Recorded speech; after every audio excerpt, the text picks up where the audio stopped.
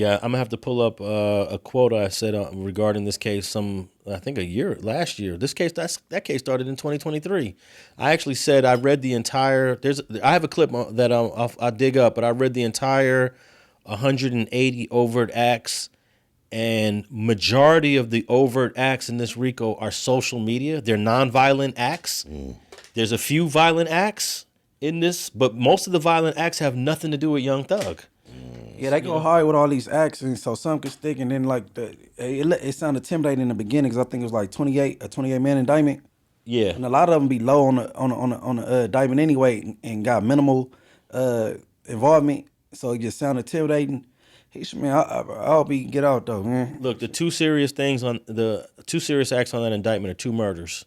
Both those murders have nothing to do with Young Thug. Young Thug is not tied into it, but it's supposed to be Young Slime members that are involved in those issues. So it comes under Young Thug, even though he's not directly connected to it. So I think at this point, man, they got a lot of, the prosecution got a lot of explaining to do. The case is just falling apart in front of their own eyes. But it's it's against the law to be a leader these days. Yeah. No, for real. It ain't just being a gang from a gang. You know what I'm saying? You don't even got to be a real leader. You could be a fake leader like Madd Ronald. Madd Ronald ain't no leader of no Atlanta Rolling 20s Bloods, but because they talked about Madd Ronald, they praised Madd Ronald. I think they mentioned Madd Ronald in a rap song.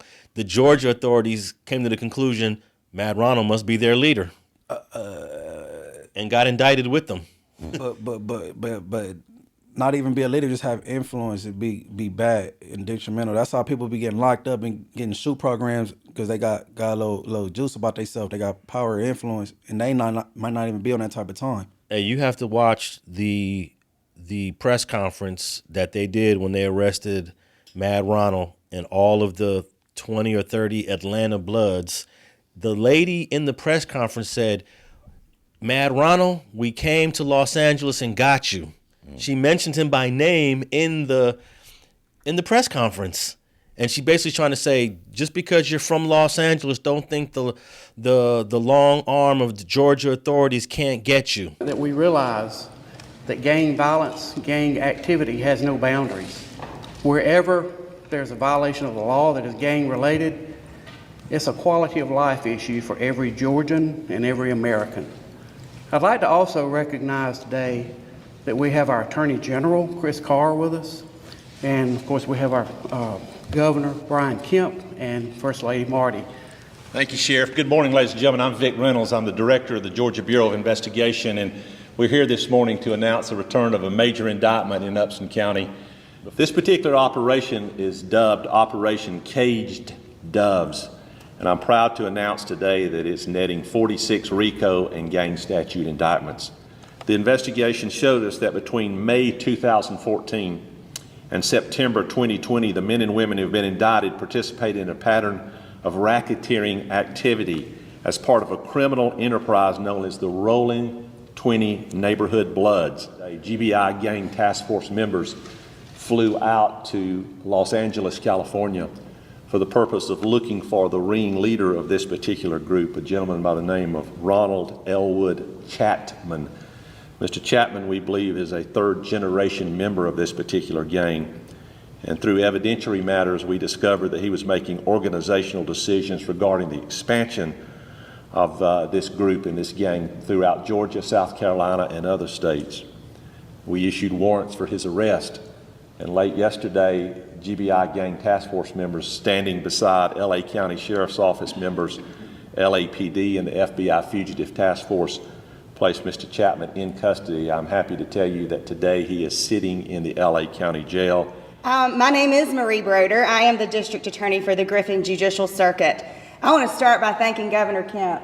Thank you so much for your fight against criminal street gangs.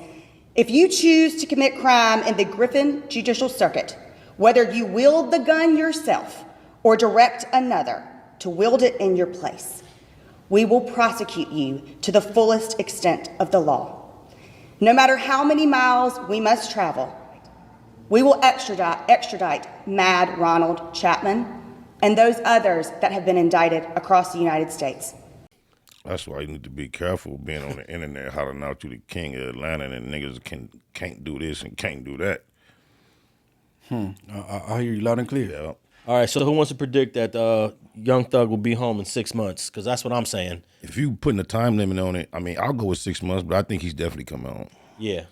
I don't know because everything been long, it been drawn out. Yeah, I don't know what It the all time frame. getting you know what I'm saying? Can you imagine if you're a juror on this case? Like, I'd be like, this case is going nowhere. I think he had already had like a saving grace or anchor with that jury. I don't think they could find a jury that has any blacks in Atlanta that's going to automatically. I think it's going to be hard to get 12 in the box, 12 to go against Young Thug. Georgia, where we visit at be the blacks though. Georgia is a lot of white people, ain't it? That's correct. I'm sure that jury is comprised of some. They got quite a few blacks on there. I'm sure. I wonder what part of Atlanta is he getting tried in. You know what I'm saying? Or Fulton Georgia. County is the county. Yeah, I mean, you're gonna get your fair share of white jurors there, but there gonna be a hand. You might get 1 or 2 black jurors on that jury. Oh, that ain't enough. You expecting more blacks, right? Yes, definitely. Yeah, no, but see, I know Georgia. That's a Republican state. You just like when we visit, when we look at on TV, that's us. And there might be multiple juries because there's multiple defendants. It might not be just one jury for all the defendants. They might have 2. That's why it took so long for the jury selection. I think they did select multiple juries. So, hey. All right, it started off with 28 people. How many people is actually still fighting? Oh, man, I haven't been able to keep up with that case. But, yeah. All right, man, free thugging, man.